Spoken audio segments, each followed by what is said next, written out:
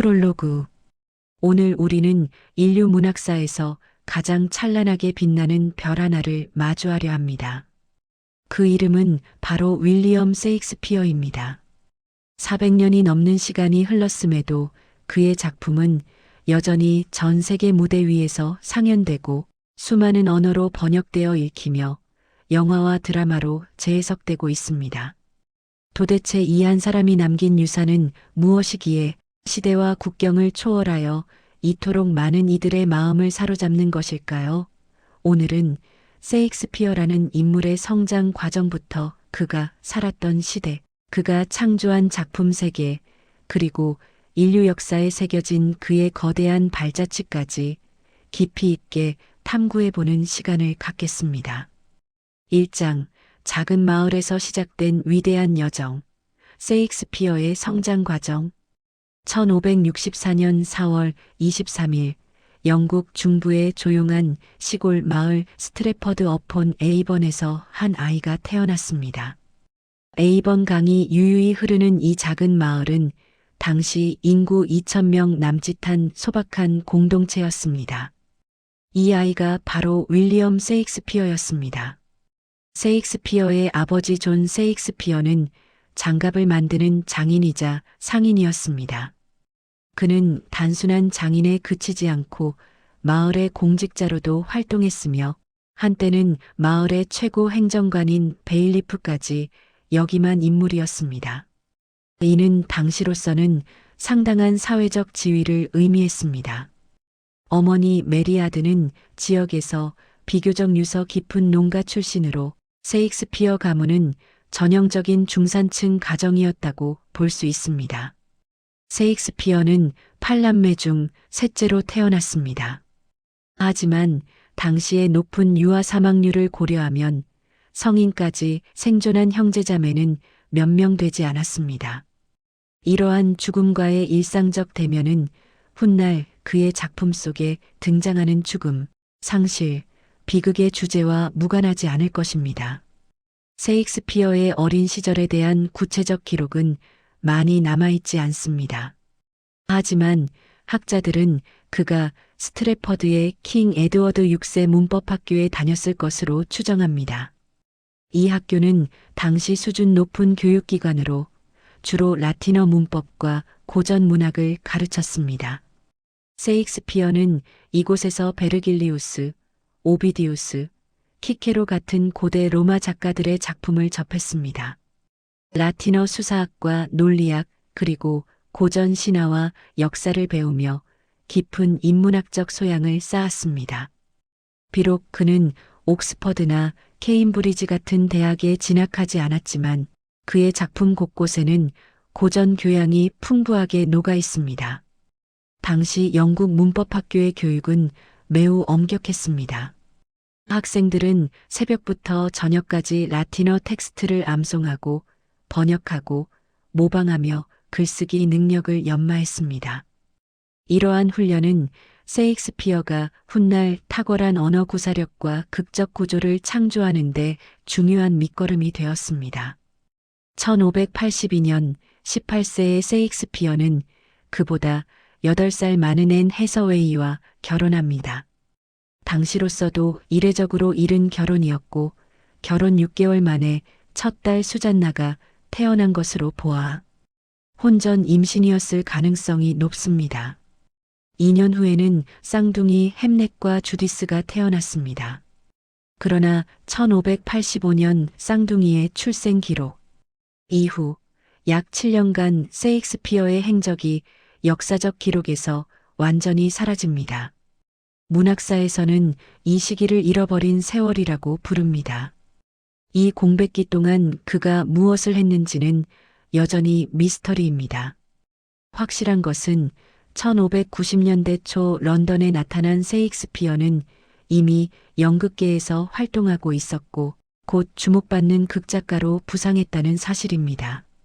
런던은 세익스피어에게 완전히 새로운 세계였습니다. 당시 런던은 유럽에서 가장 활기찬 도시 중 하나였고 연극은 폭발적인 인기를 누리고 있었습니다. 템스 강변에는 글로브 극장을 비롯한 여러 극장이 들어섰고 매일같이 수천 명의 관객이 공연을 보러 몰려들었습니다. 셰익스피어는 처음에는 배우로 활동했습니다. 그는 주연급은 아니었지만 안정적인 단역 배우로서 무대 경험을 쌓았습니다. 동시에 그는 기존 작품을 수정하고 새로운 대사를 추가하는 일을 맡았고 곧 독자적인 작품을 쓰기 시작했습니다. 1590년대 초반에 쓴 것으로 추정되는 헨리 6세 연작과 리처드 3세는 큰 성공을 거두었습니다. 특히 리처드 3세의 악당 캐릭터는 관객들을 사로잡았고 셰익스피어의 이름은 런던 연극계에 각인되기 시작했습니다.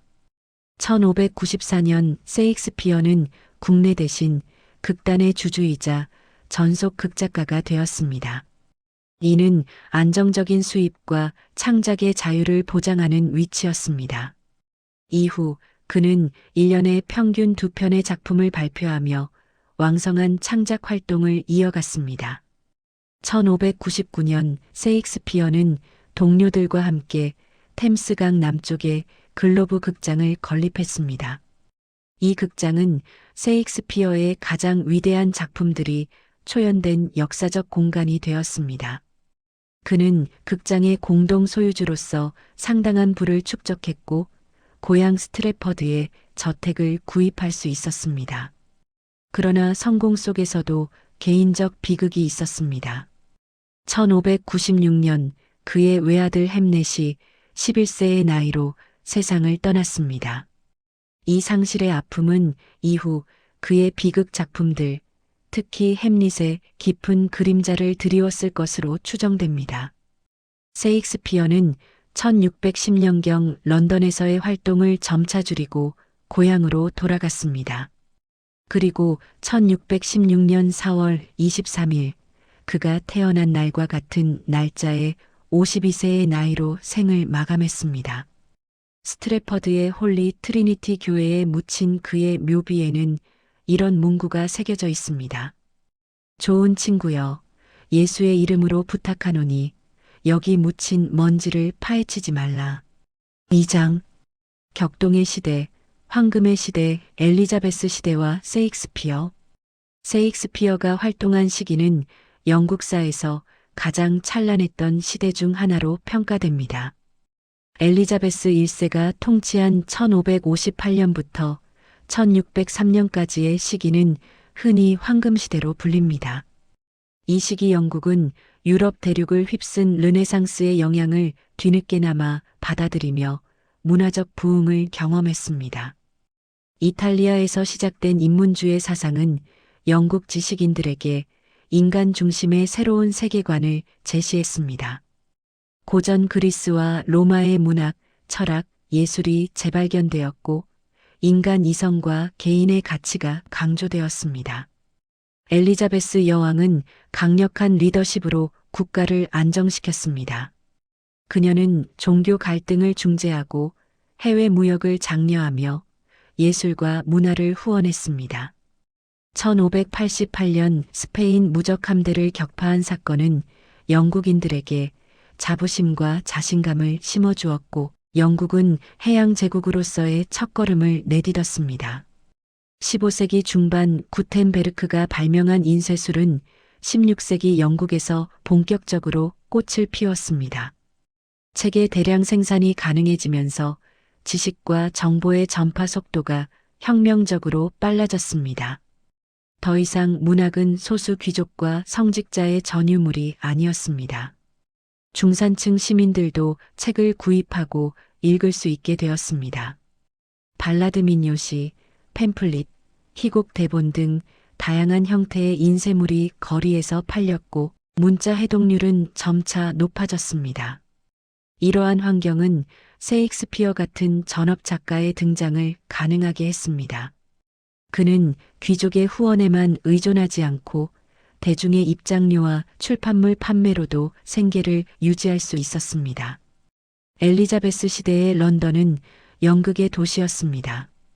1576년 제임스 버비지가 런던 최초의 상업극장 더 시어터를 건립한 이후 커튼 극장, 로즈 극장, 스완 극장, 그리고 가장 유명한 글로브 극장 등이 연이어 세워졌습니다.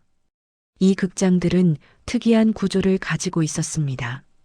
원형 또는 팔각형의 노천 극장으로 무대는 관객석으로 돌출되어 있었고 3층 높이의 관람석이 무대를 둘러쌌습니다. 값싼 입장료를 내는 서민들은 무대 앞 공터에 서서 관람했고 부유한 시민들은 지붕이 있는 좌석에 앉았습니다.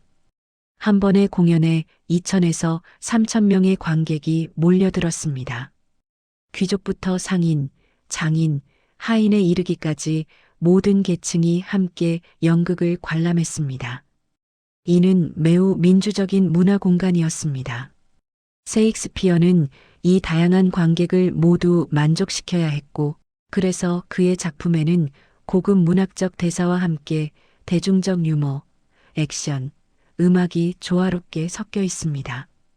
그러나 이 황금 시대의 이면에는 어두운 그림자도 있었습니다. 16세기 영국은 헨리 8세의 종교개혁 이후 가톨릭과 개신교 사이의 갈등이 지속되고 있었습니다. 엘리자베스 여왕은 중도적 입장을 취했지만 가톨릭 세력의 암살 음모와 개신교 청교도들의 압력 사이에서 끊임없는 긴장이 존재했습니다. 흑사병의 주기적인 유행도 심각한 위협이었습니다. 1592년과 1593년 그리고 1603년에 런던을 강타한 패스트는 수만 명의 목숨을 앗아갔고 극장들은 몇 달씩 폐쇄되었습니다. 셰익스피어는 이 시기에 소네트와 서사시 창작에 몰두했습니다. 또한 엘리자베스 여왕이 후계자 없이 노년에 접어들면서 왕위 계승 문제가 불안 요소로 떠올랐습니다. 1603년 여왕이 사망하고 스코틀랜드의 제임스 6세가 제임스 1세로 즉위하면서 새로운 시대가 열렸지만 정치적 불확실성은 계속되었습니다.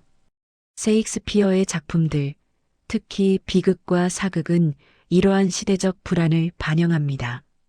권력의 정당성, 폭군과 정의로운 통치자의 구분, 정치적 음모와 배신, 사회 질서의 붕괴와 회복 같은 주제들은 모두 당대 영국인들의 실존적 고민과 맞닿아 있었습니다. 3장 무대 위의 인간 군상 셰익스피어의 작품 세계. 셰익스피어의 희극은 단순한 웃음거리를 넘어 인간관계의 복잡성과 사회적 관습을 예리하게 비판합니다. 한여름밤의 꿈은 아테네와 요정의 숲을 배경으로 4명의 연인이 겪는 사랑의 혼란을 그립니다. 요정왕 오베론과 그의 시종 퍽이 만들어내는 마법적 창난 속에서 사랑의 비이성적 본질이 드러납니다. 사랑하는 자는 모두 미치광이라는 작품 속 대사는 셰익스피어의 사랑관을 압축적으로 보여줍니다. 베니스의 상인은 희극으로 분류되지만 묵직한 주제를 다룹니다. 유대인 고리대 금업자 샤일록은 단순한 악당이 아니라 차별과 박해를 받는 소수자의 목소리를 대변합니다. 유대인에게는 눈이 없단 말인가, 손이 없단 말인가라는 그의 절규는 인종적 편견에 대한 강력한 항변입니다. 시비아는 성 정체성과 사랑의 유동성을 탐구합니다. 남장을 한 여주인공 바이올라를 둘러싼 삼각관계는 젠더의 경계를 흐리며 사랑이 외모나 성별이 아닌 내면에서 비롯됨을 보여줍니다. 셰익스피어의 희극에는 언제나 계층 간 이동, 신분 위장, 여장과 남장 같은 전복적 요소가 등장합니다. 이는 고정된 사회 질서에 대한 유쾌한 도전이며 연극 공간이 일상의 규범에서 벗어날 수 있는 자유의 영역임을 보여줍니다.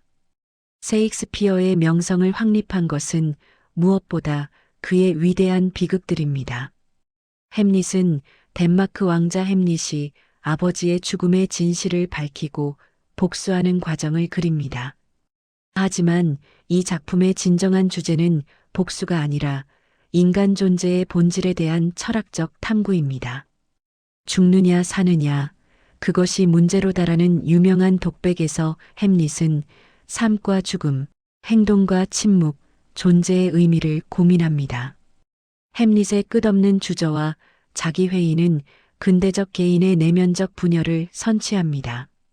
오셀로는 베니스의 무어인 장군 오셀로가 강교한 부하 이아고의 술책에 넘어가 순결한 아내 데스데모나를 질투심으로 살해하는 비극입니다. 이 작품은 질투라는 감정의 파괴적 힘, 인종적 편견, 외모와 진실의 괴리를 탐구합니다. 오셀로는 자신이 속한 사회에서 영원한 이방인이며 그 불안정한 정체성이 파국의 씨앗이 됩니다. 맥베스는 권력욕이 인간을 어떻게 파멸로 이끄는지를 보여주는 강렬한 심리 스릴러입니다. 세 명의 마녀가 예언한 왕위를 차지하기 위해 맥베스는 왕을 살해하고 이후 광기와 피의 연쇄살인으로 치닫습니다.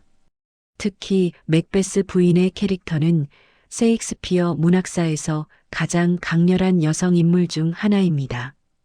그녀의 야망과 최후의 정신적 붕괴는 죄책감의 무게를 생생하게 보여줍니다. 리어 왕은 셰익스피어 비극 중 가장 암울하고 철학적인 작품입니다. 늙은 왕 리어가 아첨하는 두 딸에게 왕국을 나누어 주고 진심으로 사랑하는 막내딸을 추방하면서 비극이 시작됩니다. 리어는 모든 것을 잃고 광야를 헤매며 인간 존재의 나약함과 자연의 무자비함을 깨닫습니다.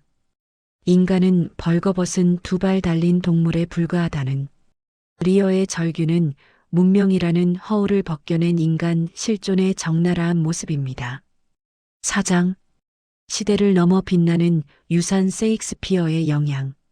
셰익스피어는 영문학사에서 절대적인 위치를 차지합니다. 그는 중세의 종교극과 도덕극을 넘어서 인간 중심의 세속적 드라마를 완성시켰습니다. 그의 등장 이전과 이후로 영국 연극사를 나눌 수 있을 만큼 그의 영향력은 혁명적이었습니다. 그 이후의 모든 영국 작가들은 셰익스피어라는 거대한 그림자 아래에서 창작해야 했습니다. 18세기의 알렉산더 포프, 19세기의 찰스 디킨스와 조지 엘리엇, 20세기의 제임스 조이스와 버지니아 울프에 이르기까지 모든 영국 작가들이 셰익스피어를 의식하고 그와 대화하며 때로는 그에 도전했습니다. 영국의 개관시인 존 드라이드는 셰익스피어를 모든 시대의 시인이라고 불렀고 낭만주의 시인 세뮤얼 테일러 콜리지는 그를 신과 같은 시인이라 찬양했습니다. 비평가 해럴드 블룸은 셰익스피어가 인간 본성 자체를 발명했다고 주장하기까지 했습니다. 셰익스피어의 영향력은 영어권을 훨씬 넘어섭니다. 그의 작품은 세계의 모든 주요 언어로 번역되었고 각 문화권에서 재해석되고 각색되었습니다. 독일에서 셰익스피어는 18세기 후반부터 국민 작가로 여겨질 만큼 사랑받았습니다. 괴테와 실러 같은 독일 고전주의 작가들은 셰익스피어에게서 깊은 영감을 받았고 독일 낭만주의는 셰익스피어 열풍 속에서 탄생했다고 해도 과언이 아닙니다. 프랑스에서는 처음에 셰익스피어의 불규칙한 형식과 폭력적 내용이 고전주의적 취향에 어긋난다고 비판받았습니다. 하지만 19세기 낭만주의 시대에 빅토르 위고를 비롯한 작가들이 셰익스피어를 재발견하며 프랑스 문학에 새로운 자유를 가져왔습니다. 러시아의 푸시킨과 투르게네프, 도스토예프스키는 모두 셰익스피어를 깊이 연구했고 그의 인간 심리 묘사에서 영감을 받았습니다. 톨스토이는 셰익스피어를 비판하기도 했지만 그 자체가 셰익스피어의 압도적 존재감을 증명합니다. 일본에서는 메이지 시대 이후 셰익스피어가 번역되고 상연되었으며 구로사와 아키라 감독은 맥베스를 각색한 거미집의 성, 리어 왕을 재해석한 랑 같은 걸작을 만들어 동양적 셰익스피어의 가능성을 보여주었습니다. 셰익스피어는 이제 단순히 영국 작가가 아니라 세계 문학의 공동 유산입니다. 각 시대, 각 문화는 자신들의 관점에서 셰익스피어를 다시 읽고 새롭게 해석하며 그의 작품에서 보편적 인간성을 발견합니다. 셰익스피어의 작품은 문학의 영역을 넘어 인간 정신에 대한 깊은 통찰을 제공합니다. 그래서 철학자들과 심리학자들도 그의 작품에 주목했습니다. 지그문트 프로이트는 햄릿을 오이디푸스 콤플렉스의 완벽한 사례로 해석했습니다. 햄릿이 어머니와 결혼한 숙부를 살해하지 못하고 주저하는 것은 무의식적으로 자신의 억압된 욕망을 숙부에게서 보기 때문이라는 것입니다. 이 해석의 타당성과 별개로 프로이트가 셰익스피어의 인물을 통해 인간 무의식을 탐구했다는 사실 자체가 중요합니다. 칼 융은 셰익스피어의 작품에서 집단 무의식과 원형을 발견했습니다. 템페스트의 프로스페로는 현명한 노인 원형을, 한여름밤의 꿈의 요정들은 무의식의 그림자들을 상징한다고 보았습니다. 실존주의 철학자들도 셰익스피어에게서 선구자를 발견했습니다. 햄릿의 실존적 고민, 리어 왕의 허무주의적 절규, 맥베스의 인생은 백치가 들려주는 이야기, 소음과 분노로 가득하지만 아무 의미도 없다는 독백은 20세기 실존주의를 200년 앞서 예견한 것처럼 보입니다. 현대 심리학에서도 셰익스피어의 인물들은 여전히 연구 대상입니다. 오셀로의 병리적 질투, 맥베스 부인의 죄책감에서 오는 정신병적 증상, 리어 왕의 노인성 치매 가능성까지 그의 인물들은 정신의학 교과서에 등장해도 손색이 없을 만큼 정교하게 묘사되어 있습니다. 5장 영원한 동시대인 셰익스피어가 오늘날 우리에게 던지는 질문. 셰익스피어가 위대한 이유는 단순히 그가 400년 전에 훌륭한 작품을 썼다는 사실이 아닙니다. 진정한 위대함은 그의 작품이 오늘날에도 여전히 우리에게 말을 걸고 우리의 삶과 세계를 비추는 거울이 된다는 데 있습니다. 셰익스피어의 인물들은 특정 시대와 장소에 속하지만 그들이 겪는 감정과 갈등은 시간을 초월합니다. 햄릿의 우유부단함, 오셀로의 질투, 리어의 오만함, 로미오와 줄리엣의 열정적 사랑은 오늘날 우리의 것이기도 합니다. 우리는 여전히 사랑하고 질투하고 야망을 품고 좌절하며 정체성을 고민하고 죽음을 두려워합니다. 셰익스피어는 이러한 인간 경험의 보편적 측면을 포착했고 그래서 그의 이야기는 21세기에도 유효합니다. 셰익스피어의 사극과 비극은 권력의 획득, 유지, 상실을 다룹니다. 정당한 권력과 폭정의 경계는 무엇인가, 목적이 수단을 정당화하는가, 개인의 양심과 정치적 현실이 충돌할 때 어떤 선택을 해야 하는가? 이러한 질문들은 오늘날에도 여전히 중요합니다. 전 세계적으로 민주주의가 도전받고 독재와 포퓰리즘이 부상하며 정치적 양극화가 심화되는 시대에 셰익스피어의 정치극은 새로운 의미를 획득합니다. 베니스의 상인의 샤일록, 오셀로의 주인공 오셀로는 모두 자신이 속한 사회의 이방인입니다. 그들은 인종적, 종교적 편견의 희생자이며 그들의 비극은 부분적으로 사회적 배제에서 비롯됩니다. 현대 사회가 이주, 난민, 다문화주의, 인종 갈등 같은 문제와 씨름하는 지금 셰익스피어의 이 작품들은 타자를 어떻게 대할 것인가에 대한 깊은 성찰을 제공합니다. 에필로그 셰익스피어, 영원한 여행자. 1616년 4월 스트래퍼드의 작은 마을에서 한 남자가 눈을 감았습니다. 52년의 생을 살았던 이 극작가는 자신의 작품이 400년 후에도 전 세계에서 상연되고 수억 명이 읽으며 인류 문화의 핵심이 되리라는 것을 상상이나 했을까요? 셰익스피어는 불멸을 꿈꾸었습니다. 그의 소네트들에는 시간의 파괴력에 맞서 예술로 영원성을 얻으려는 소망이 담겨 있습니다. 시간이 지나도 이 시 속에서 그대는 살리라고 그는 썼습니다. 그리고 놀랍게도 그 약속은 지켜졌습니다. 하지만 셰익스피어의 불멸성은 단순히 그의 이름이 기억된다는 것 이상입니다. 그의 진정한 불멸성은 그의 작품이 여전히 살아 숨쉬며 새로운 세대와 대화하고 끊임없이 재해석되고 재창조된다는 데 있습니다. 셰익스피어는 우리에게 인간이란 무엇인가를 끊임없이 묻습니다. 그의 무대 위 인물들은 우리 자신의 모습이며 그들의 선택과 갈등은 우리의 것이기도 합니다. 그는 우리에게 사랑의 기쁨과 고통, 권력의 유혹과 부패, 죽음의 불가피성과 삶의 덧없음, 그리고 그럼에도 불구하고 인간으로 산다는 것의 의미를 생각하게 합니다. 그래서 우리는 셰익스피어를 읽고 그의 작품을 보며 그를 연구합니다. 엘리자베스 시대의 한 극작가가 아니라 모든 시대의 시인, 인류의 영원한 동반자로서 말입니다. 오늘 이 시간 세계 어딘가의 무대에서는 햄릿이 죽느냐 사느냐를 고민하고 있을 것입니다. 어딘가의 교실에서는 학생들이 로미오와 줄리엣의 비극을 함께 읽고 있을 것입니다.